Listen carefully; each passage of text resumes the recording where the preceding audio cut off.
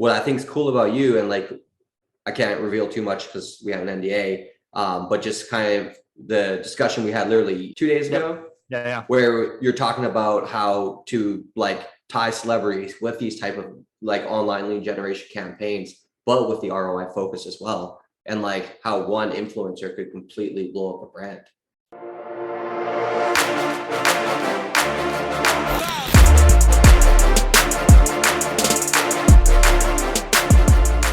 Welcome to Seven Figure Entrepreneur Podcast, the number one podcast for you behind the scenes, real online earners. No fake gurus here. And today we have the wonderful Beau Haralson.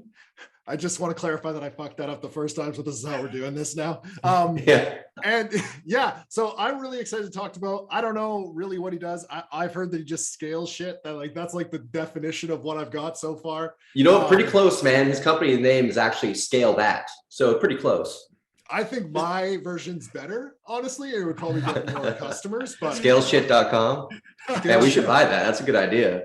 Easy. What I'm gonna do is buy scaleshit.com, redirect it to ScaleThat, and you'll just pay me like affiliate commission. So it'll be great. Done and done.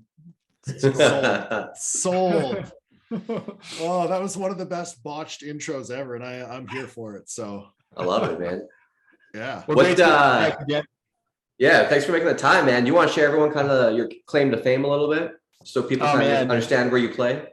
Yeah, I'll do just the cliff notes, and I think it's important to start a little bit at the beginning, if so, you know, not all the way back in like way beginning, but I think professionally speaking, I started on the brand side, and I was interested in advertising and marketing.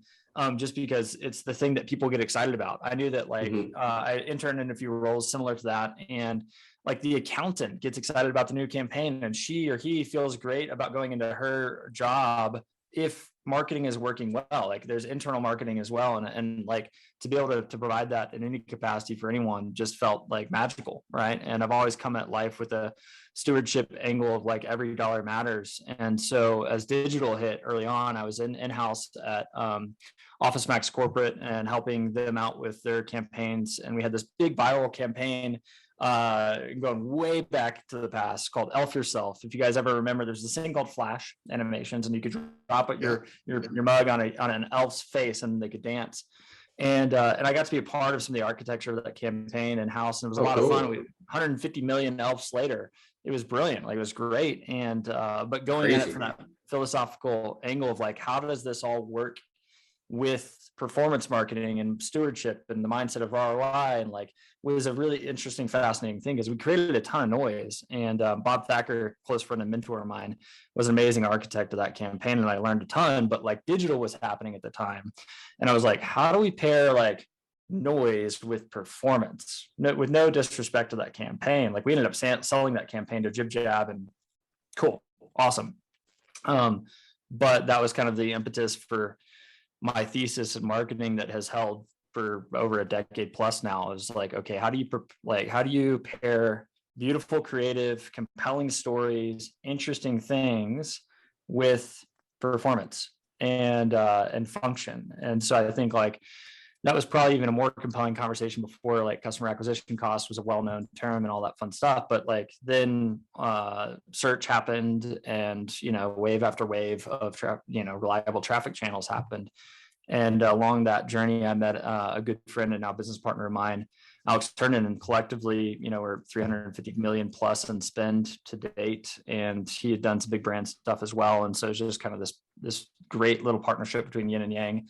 I drift a little bit more creative. He drifts a little bit more technical on the media side of things, but we meet in the middle with both of us come at it from a direct response performance marketing background and bend, and so that's how we've continued to scale. Is we either teach those tricks to the big Fortune 50s, or we'll take a challenger brand and that's spending 20 grand a month, and we'll scale them pretty rapidly accordingly.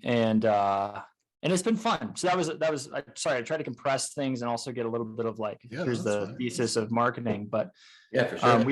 We've always been omni-channel guys. So like people are always like, it's funny when I get a call from a conference, it's like, hey, we heard about you, whatever, or we're talking to them and they're like, so what's your specialty? Is it Facebook? Are you a TikTok guy? Are you an Instagram? Or like what, because that's the way the the industry organizes itself. And I'm always like, yes, like all of it. Like, Yeah. where does your customer shop? They kick around in all of the places. So, and I think that always throws people off, because with no disrespect to the internet marketing space, the way it's organized itself has been traditionally by swim lanes of, oh, you're the Facebook guy, or you're the da, da, da.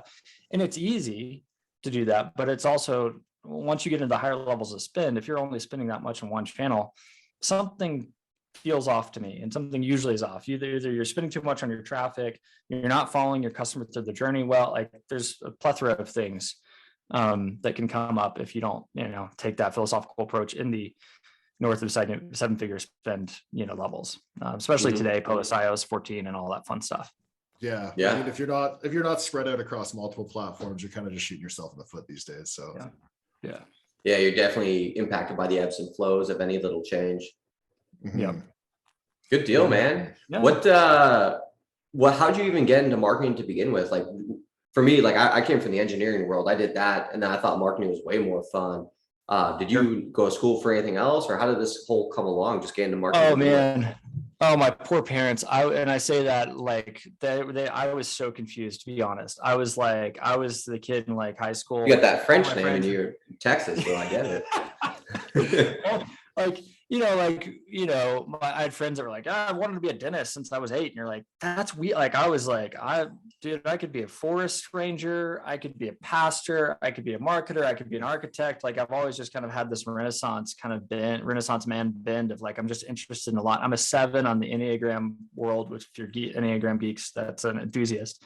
So I can be a little bit of a Labrador chasing tennis balls if I'm not careful.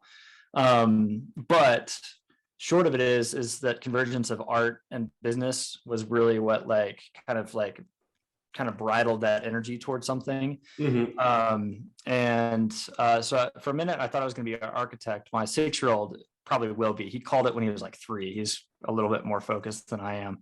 But short story long is then I started marrying up this idea of like brands and humans. So this is a kind of another core thesis of mine, is like, in the olden days, like Mad Men era, there was this idea that like a brand would point to it, like would tell its story through like the Marlboro Man and create this like persona. Whereas not like in modern era marketing, now it's like humans pointing to brands.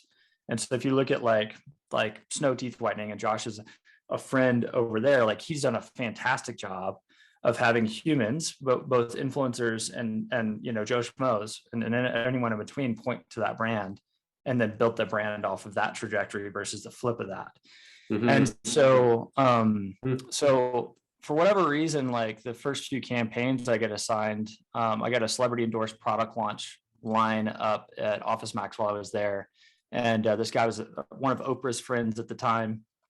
So I got to meet him, and they're like, cool, converge like his story with a manila file folder.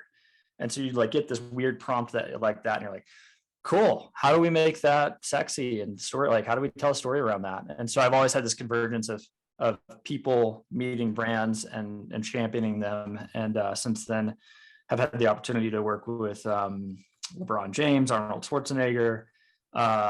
Most recently had the opportunity to concept a commercial for Drew Barrymore. So I've done it on the high end celebrity side of things, which is fun to talk about at cocktail parties and all that type of stuff. But I'm also equally alert and interested in what's happening in the micro influencer space as well, because I think that like at the end of the day, people resonate with different people, and the internet's this fascinating place where Tyler, we were talking about this the other day, like the campaign that we both know of. There's a guy I lovingly call Bob, and Bob's probably more relatable than Drew Barrymore to the audience for this campaign, and Bob doesn't have Drew's following, but like, man, if we can pair Bob's story up with the brands, then like magic can happen. No doubt. It's fascinating about that. I think it's really cool because a lot of people that we know, a lot of people listen to the channel, they're very ROI driven. Most of the content, user generated content, and they make their videos and all that stuff, right? We've all seen that. What I think is cool about you, and like, I can't reveal too much because we have an NDA, but just kind of the discussion we had literally, what was it, Tuesday, 2 days ago? Yeah. Where you're talking about how to like tie celebrities with these type of like online lead generation campaigns, but with the ROI focus as well. and like how one influencer could completely blow up a brand. 100%. So Gabe, sorry to go all the way back to your question. I think once I like could converge my love of people, which is like something that's just been a core since I was a kid, grew up, in third world places, and just I'm a kind of an anthropologist. I like to study people, with my love of business, and compare that up with this thing that's high value to the business world of called marketing. I think that was like that's where all that bridal, the early energy went, and kind of focused in on that kind of thesis of going, oh wow, there's a convergence of all these things that can create tremendous value for other people, and also kind of like scratch that itch of my enduring passion for and fascination with story, both told in 15-second form, 60-second form, or 45-minute form. And I think that's like that probably brings us almost to present day, where like it's amazing what you can get across in 15 seconds these days, and what's happening at speed on TikTok and these platforms, because like it doesn't take our human brain that much to connect the dots super fast. We're like, okay, there's this person and this thing, and oh wow, okay, like why is there a talking mug? Oh, they're doing this personification of coffee and mud water, and like, okay, cool, there's a story there, right? And it just happens so fast these days. Very cool, man. I love it. I think it's unique because again, a lot of the stuff that we've ran in the past, and we've spent, we spend pretty good money, multi 7 figures a month on ads. It's always been UGC. So I'm really excited to explore some of the ways to bring in influencers and stuff like that into our campaigns, because it's just like a whole new world. But so for us, it's like a blue ocean, people are doing it, but that's how it feels for us anyways. Yeah. Can you talk about any specific campaigns where you've kind of brought in an influencer, kind of talk about maybe how you source them, because I think that's important for people. Because I think, to hire, say, I don't know, man, I'm trying to think of someone. Yeah. Nelly. Sure.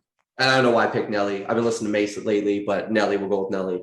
Right. I think that would be expensive, but in fact, it's not really the case, right? Like there's different like avenues where you can go and get these guys for a lot cheaper than you think. Yeah. So without kind of talking about how the sausage is made too much, I like the idea of starting with an A+ list, or like, if Nelly is the perfect match for your persona for whatever reason in your campaign, okay, is there a Nelly light? Is there like no disrespect to like the celebrity world, is there like a B level or A- level version of that connection? And so I'll start with that. So like a good semi real-time case study, and I'll go deeper with something like more in the distant past, just since it's a little bit more complete. But like, like JP Sears is really well known in kind of the right-wing conservative like YouTube space. And so like I'm, if you're in the space long enough, you have to have sales chops. And so I actually just kind of put on my sales hat, and I'll go to the contact form, be like, hey, I've been following JP for a long time. Here's some of the things that meant a lot to me. Here's the reality of like, where we're at, and I've got a story that I think he'd be super compelled on. And so I'll do very, very bespoke intro emails on behalf of clients to land that conversation. Interesting. Is something that I've done on more than one occasion for sure. And usually the conversation that we'll have with the client is, okay, who's your Nelly? Who's your like North Star? And then we'll start to dilute that down and kind of crawl. How do you even define that to begin with? Like picking your guy? Yeah. Oh man. So on the done. So I should recap just for sake of triangulation. We run an agency, but we also have a consultancy and a software. So I sold a semi-larger agency a few years back, and we've gone more of the boutique style where we only have a handful of actual done for you clients. So we cap that at about 5 every year. Other than that, we move them to the wait list or move them to group coaching, where we actually jump on calls with people and our personal trainers, if you will, but we're not actually lifting the weights for them. And then we actually have software that buys media the way we buy media, both on Facebook and TikTok. So that's not meant to sound pitchy, but I was it's good context. Yeah, no, it's good. It's good. Yeah. So I was triangulating that question of like, okay, I know how I do it on the done for you side, but how do I do it on the done with you side? And how can we teach you guys how to fish? And so, in the audience, 3 things matter when we start a campaign, and for very specific reasons. One, you need to know your persona or avatar. because you have to generate emotion within that person. Our decision-making process as humans is largely rooted in emotion. If we don't have that like part of our brain opened up, you're not going to make it to first base to actually understand what the offer is, etc.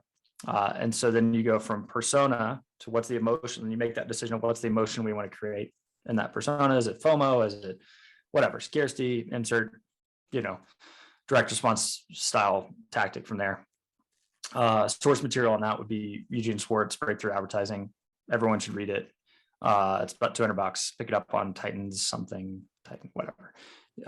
Breakthrough Advertising. It's good read. No doubt. Second category would be positioning.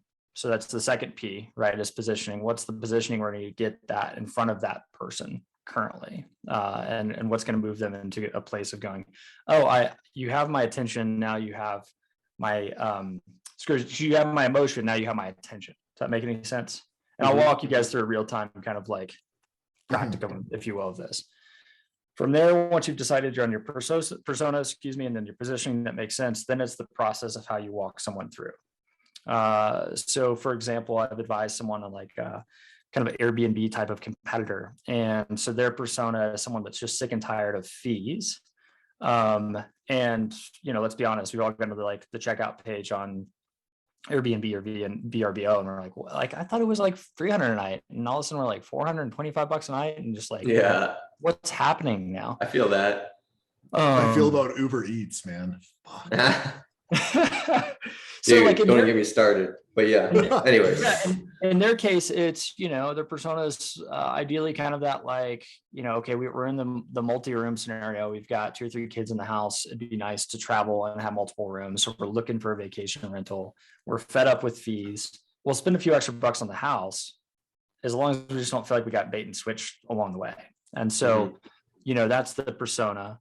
So the tagline would be something along the lines of, your vacation should only be filled with good surprises, not bad surprises, or take the bad surprises out of vacation. Not perfectly articulated here, but you get that, like, okay, there's this dynamic between good surprises and bad surprises we can really play on. And then you go into, okay, what's the process? How do we get, is it 20% off your first, house that you rent, and get into like some more offer strategy on that front. But if you can triangulate those 3 Ps, most people get it in reverse. So most like creative that I diagnose will go straight to the offer, 20% off your first thing. And there's no like storytelling or even empathy or even any sort of like, hey, doesn't it suck when you get to the, checkout screen and there's a bunch of extra fees? There's not a lot of that. They'll usually just kind of like go straight for the jugular. And if you pair that up with a bit of emotion, you'd be surprised. So how do you find, like, how do you decide who your avatar will be based on that information? Like for that example, who would be like, I'm thinking the original Captain Kirk for whatever reason, but maybe that's just because I've seen him on, Travelocity or whatever he promotes. I don't know. Yeah. Okay. So to close the loop. So now we're going to like the celebrity side of things. Okay. So now how do we pair that up with a personality that makes some level of sense with that? And so if usually if you can afford it, I like to split test, 2 or 3 different personas. But this is a function of budget as well as it is of time. So let's just talk crawl, walk, run. So say you have, functionally speaking, you got like $3,000 to spend on talent. A thing you could do is then go, okay, let's start with a micro influencer and work our way up.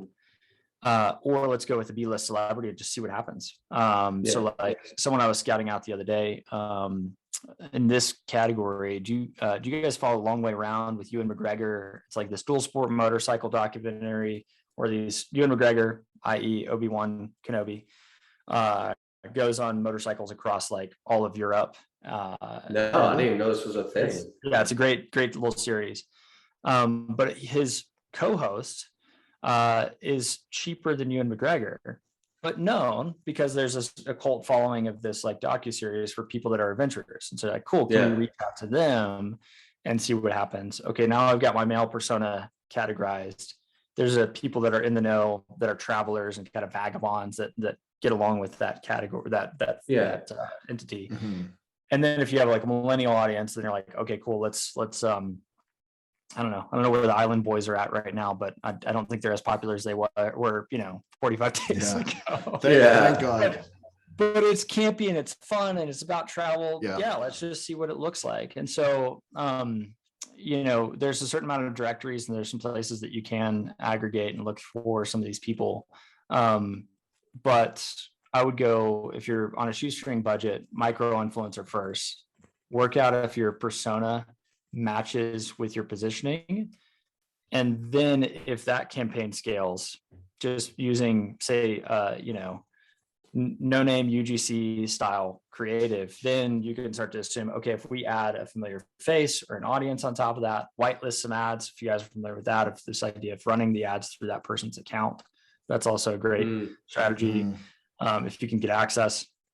As much as I love, influencers, they're not terribly organized usually. And they'll be like, yeah, I'll post it on Tuesday and Sunday, and like Tuesday and Sunday come by and like, you're like, what's up? You post, and like, so you're just not doing all of that if you can jump in their account and run their ads for them. Yeah, that's beautiful. So if it's something that's like, so I feel like this is great if you're really like niche down or into a specific sort of like product. But if you're doing something more broader, like let's say I'm like advertising auto insurance, right? Sure. In that situation, would you have to go over like more of like a B or C list celebrity that's like kind of well known to hit the masses? Oh man, ideally, yeah. And I'm taking this as like on a beer budget approach versus like champagne, but like because a lot even if you have a little more budget too, like maybe it doesn't have to be $3,000. People have more money than that. Or like not everyone, but a lot of people do. So if there's someone a bit bigger, like I know I saw, what did I see? I think it was like Brett Favre promoting something, and I've seen Sarah Palin. I've seen random shit. Yeah. I've seen. Yeah, I saw that one guy running debt. Who's that singer? Neo. I see him promoting debt a ton. So someone scooped him up. Like, how much do you think guys like that would kind of cost, or have you any comparisons there? I mean, honestly, anywhere between 10 to 50K is a good like kind of number to like start with. A lot of people think it's in the hundreds of thousands. That's not bad at all. And some of it's usage rights, right? So like, is it one spot or 2 spots? And then there's that one script. Sorry. Yeah. Gotcha. And these things in my hand, this thing called iPhone has made this a little bit better. And quite honestly, when you like, if you're like, cool, I can film that in 15-20 minutes, and you're going to send me a script and I'm going to read it and I can shoot it on my iPhone. Now you're not encroaching on their time as much. And so you can get it done faster. What are kind of like, sorry, I cut you off. I know we're like question.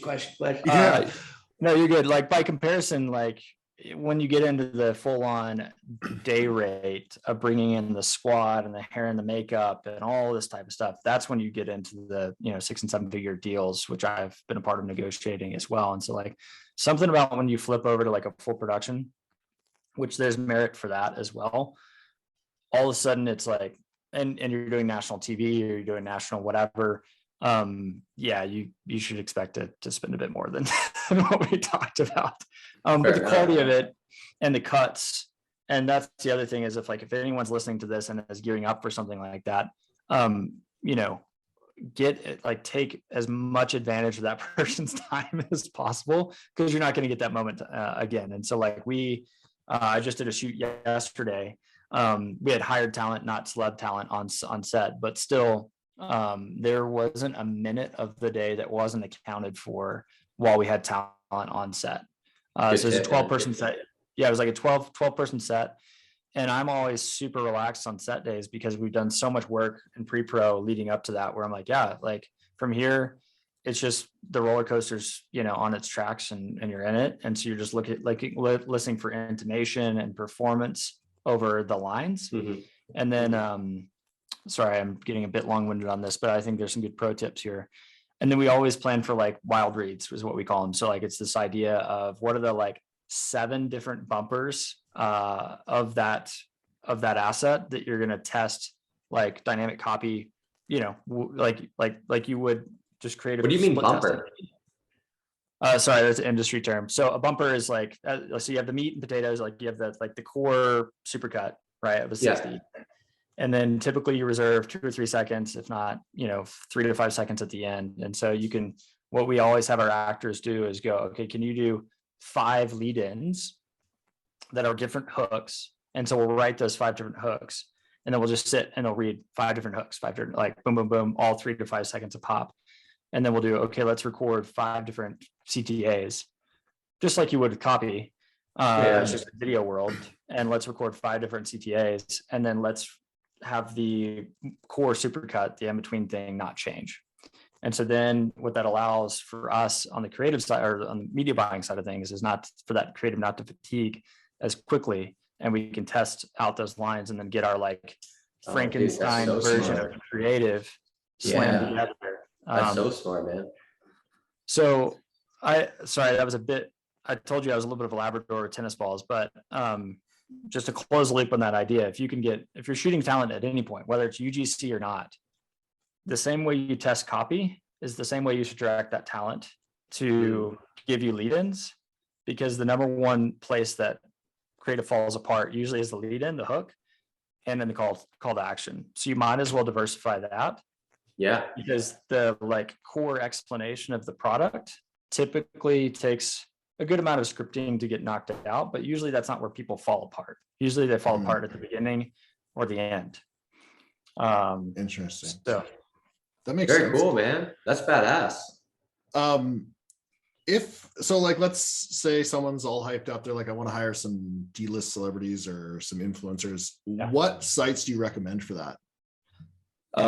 So like immediately what comes to mind is like, there's a few directories out there on the talent side. Cameo is one of them. Cameo is a little bit of a mixed bag because the licensing side of it is like a little bit in the TBD space. So I actually like to like shop that as a directory and then go, okay, these types of celebrities are interested in commercial pursuits. Now the courteous thing is probably to reach out directly to them on a traditional booking site.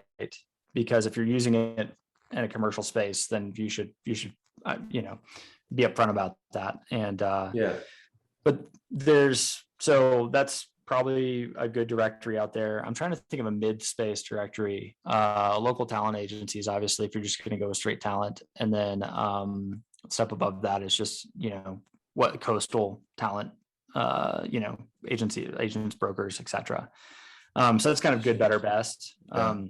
But Instagram's fantastic. I've reached out to celebrities DMs, and like, can you imagine? Like, this is a world where we can reach out to people personally and just be like, hey, what's up? Like you'd be surprised if you're thoughtful and kind and intentional, great human qualities. And just reach out to people and let them know what you're up to. Hey, I'm working with this early stage company. They love your personality, would love to have a conversation. So like you did this piece on this, they love this little moment here. They're like, oh yeah, like just be a human. So. Very cool, man. I love that. Do you have any, I know I'm putting you on the spot and you might not be able to talk about this, but do you have any like case studies where you kind of applied this and kind of like how it's worked out? Because I think there's great value. Like you spend $350 million doing things the same way everyone else has done. It doesn't happen like that. Yeah. I'll talk about this at a philosophical level because I'm actually in the middle of applying this concept because, like this space changes every 6 to 18 months. And so the principle is the same as I applied it 2 to 3 years ago, but I want to modernize that to today's world. And so, I was going deep on Mudwater's ads the other day because I don't know, for whatever reason, everyone thinks I'm drinking too much coffee on the internet right now, which is probably true. So dude, I literally just ordered that product, by the way. Mudwater is a coffee alternative. And if you go like dissect their ads right now, so if you go on to, this is a great little tip and trick. If you have an ad account on TikTok, there's an insights tab. So you can go on that, you can stack rank the entire category of all the creative that's out there on, say, in this case, for sake of conversation, I did this yesterday as it's real time, food and bev. And then you go, okay, just beverage only. And then you go, what are the top converting ads in the non-alcoholic beverage category on TikTok? Lo and behold, Mudwater's like top performing ads come up to the top. And the reason I was interested in them is because I saw some of their pieces on YouTube that were like, you know, 60, 80, $100,000 shoots. That I was like, okay, so they're doing that. And then I was curious as to see what they were doing on TikTok. Sure enough, they're doing like, have you guys seen, sorry for the listening audience, but they can't see the talking, like where you superimpose lips and eyes onto a non-animate or inanimate object. Yeah. So they had like 2 mason jars, one with like iced coffee and one with like mud water, talking to each other and doing this whole like Mac versus PC kind of routine. And all of the food category and bev combined over the last 7 days, mud water has the highest amount of conversions with 2 mason jars of coffee / mud water talking to each other, doing a Mac versus PC routine.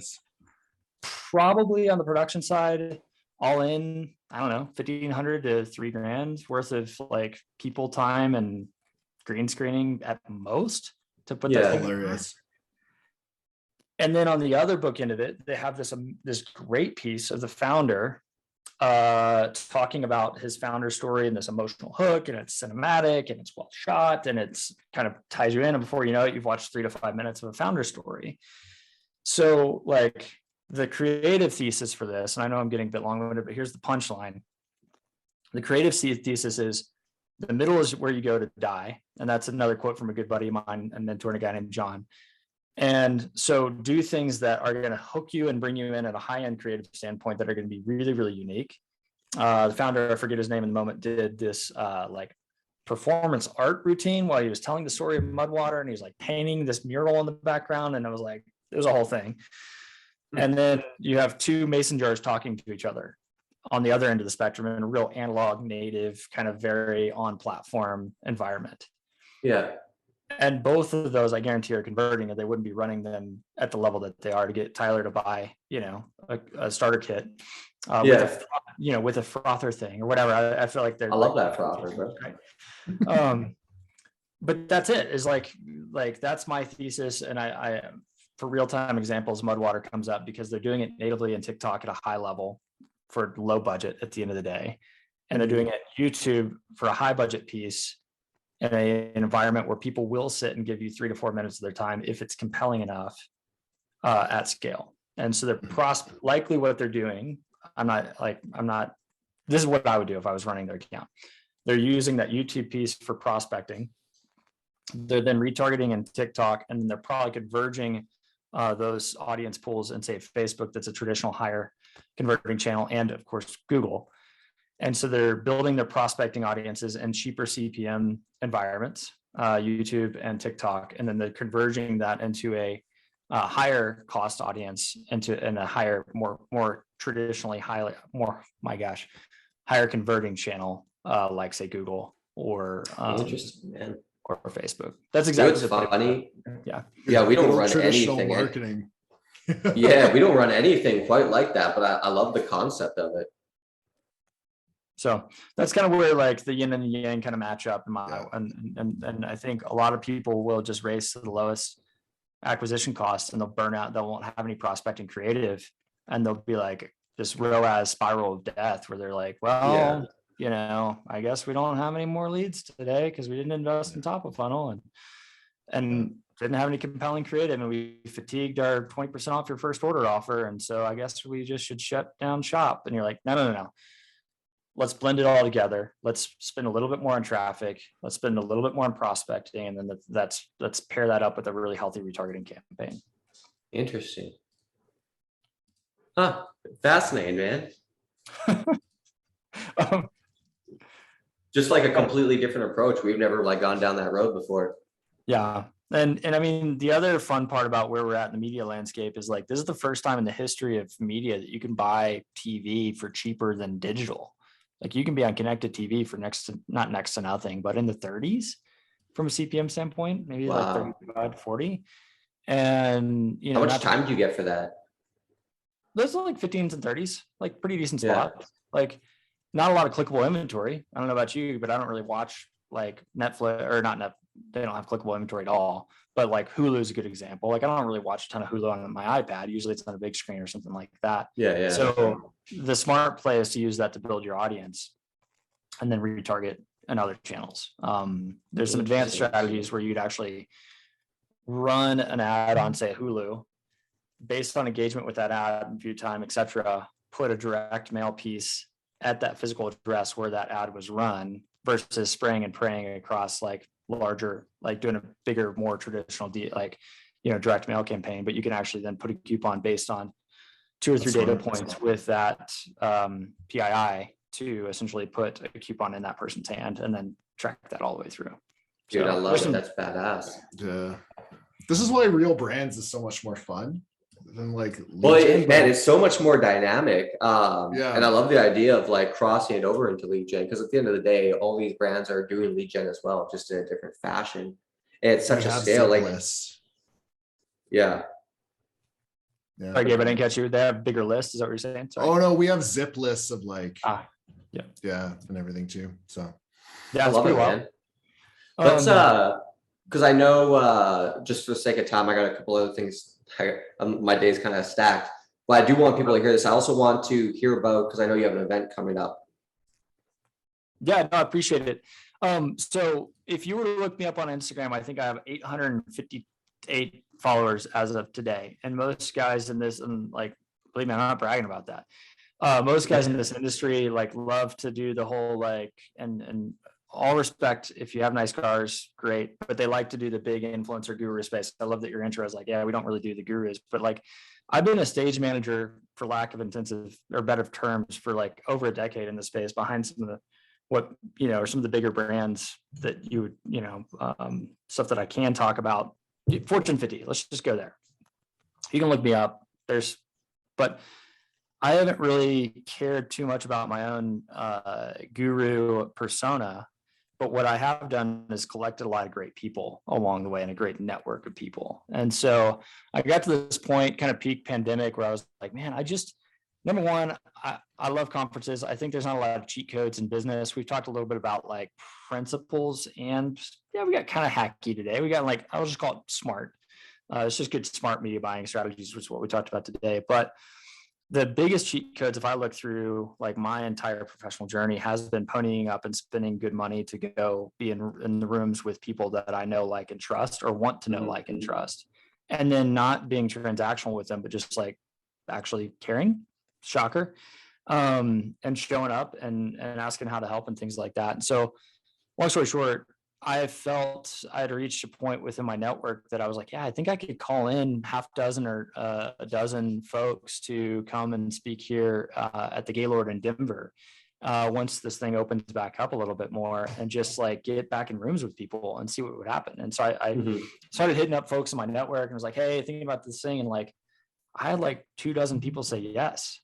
And I was like expecting not that hit rate, like, to be honest, like just kind of thinking through like I was just everything, it's like, okay, what's my conversion rate going to be? Cool. Yeah, I've got 20, like, made a short list of like 20 or so folks that I know, like, and trust, and would add tremendous value. And like, then they all said yes.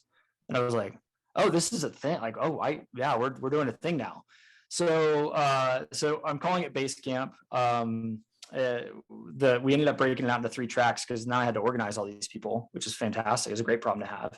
But we've got Scale Your Business, which is like inspirational stories from people that have actually done it. So a guy named Tom Shipley is one of my favorite human beings on the planet. That oh my gosh, sorry, I didn't watch his bio, but he's a brand builder, like legit brand builder. Some of the biggest D2C omni-channel brands out there that are fighter brands that are now household brands.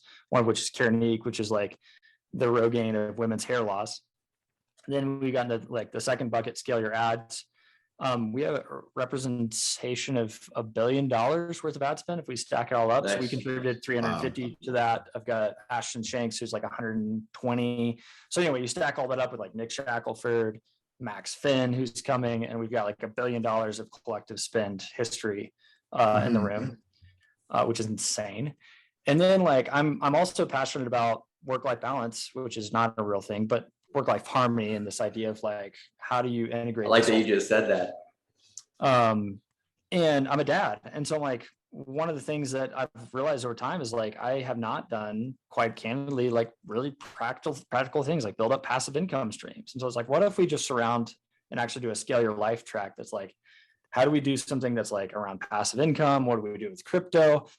What do we do with like optimizers, like people that really want to optimize their own health and fitness and mental health. And so we've got like, fitness executive coach type of guy in there. We've got neurofeedback people talking in that track. We've got like guys that have 1,200 homes in their portfolio talking in that track, commercial, like just surrounding that with, okay, if you have success in a monetary standpoint, or if you're like setting up your mindset for that, let's do that right the first time and not discover it reactively, which is quite honestly more of my story. I'm like, oh, inflation's a thing. I probably should like start thinking about something, like I've been a little bit more Dave Ramsey, nothing against him and my mentality. And like, there's opportunities that I probably actually, I've missed out on, just not getting surrounded myself with those people early on. And so that felt relevant to me. And then, oh my gosh, I could talk about it forever because it's just turning into a thing. Sorry.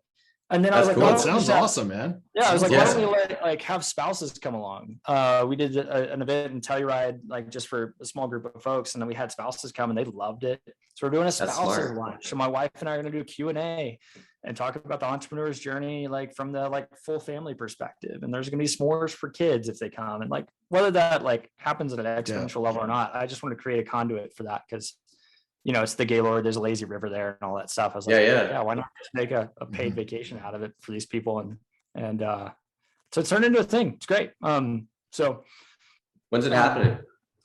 May 4th through 6th. May the 4th be with us, which is nice. Like now. It's like weeks. On that note, since we are so close, like again, back to the heart of the thing is like, man, if I could give away 5 tickets to anyone in your audience, like let's just go ahead and do a promo code now. What about just 7 figures? Is that good? Just keep it simple. Sure. Perfect. Sure. So or just do 7 fig. Make it even simpler. FIG. Yeah. The number 7 or 7 written out. I always mess that number up. 7. Number 7. Right. Make it 4 digits. As small as simple as possible. Yeah. So for anyone listening to this, before May 4th, ideally, go to the website. I'll limit it at 5.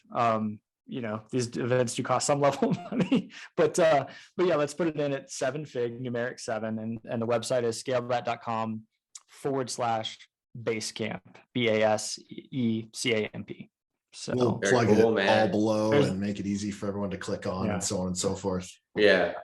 Somehow we ended up with a pitch on a no pitch podcast. I'm sorry, but I got excited about. Well, you said you're giving away free shit. I know people like free shit, so I'm like, it's cool.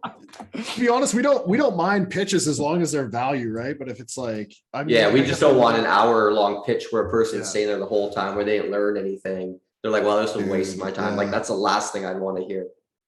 We learned a few things today, so that's good. I learned a few things. Yeah, dude, it's actually funny, man. I probably hired like 5 or 6 people after having them on the podcast myself because I'm like, man, that's actually a really good point. Like, can I pay you to do that? And it's worked out like fabulously well. So nice. Yeah. If anyone wants to get a hold of you, man, what's the best way? Is it ScaleThat.com? ScaleThat.com for sure. You can book a strategy session straight away with me. I think like the 15-minute deal is just a quick jam, so that's great. And then anything beyond that gets a little bit tough on the schedule. So I think we book those more formally. And then Instagram, I'm cheering for that 1,000 mark. So if we want to at Beau Haralson on Instagram, maybe I'll actually use. I'll tag you right now and some stuff, man. I'll totally play with you guys. It's been, I have loved nothing more being behind the scenes for these brands. And that's the heart of it all for me. So I appreciate the opportunity to tell some of these stories because I think people could be impacted by them and learn from the big guys and become, the future big brands, house brands of tomorrow. Yeah, no doubt, man. I love it. Awesome, man. Well, thanks for coming on. And actually, I want to give a quick shout out to Ryan for connecting us up. I know he was the catalyst. I should DM him on Insta or whatever. Just thank him because it's been great to get to know you guys. We are doing a level of work together and stuff. So I'm definitely looking forward to it. Yeah, it's a privilege, and I'll hit him up as well. So, gents, what a privilege and an honor. Thanks so much for taking some time with me. And likewise, man. Thank you. I do have an outro. I just totally forgot. It's been so long since I've done these things. And I'm not joking, but that's okay. Anyway, thanks everyone for listening today. For everyone watching, please do not forget to subscribe to our YouTube. And for everyone listening, please give us a 5-star review on iTunes, Spotify, or Stitcher. That's the one. That right there is the outro that I was supposed to do. One day we'll pre-record this like a real podcast, and then I want to. But until then, fuck it. Here we are. Awesome. Thanks, Beau. Really appreciate Thanks, brother. What a privilege.